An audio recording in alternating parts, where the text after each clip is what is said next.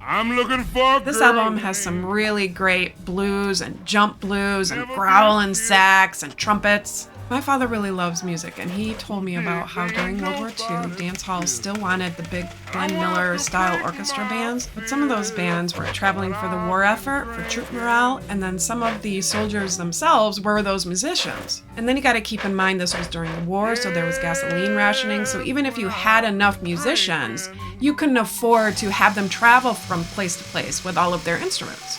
The wartime homefront bands would end up traveling around in one little truck or one little sedan with as many people and instruments as they could cram in there, but it'd only be 4 or 5 people, right? And because of all those constraints and the cultural background of the musicians, they developed this style mixed of blues and swing and jazz. But you play it with a lot less instruments than the big bands would, and now you have developed proto-rock and roll.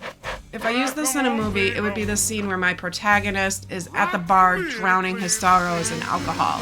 This album was recorded live in 1959, it was pressed in 1972, and I paid $2.16 on Discogs.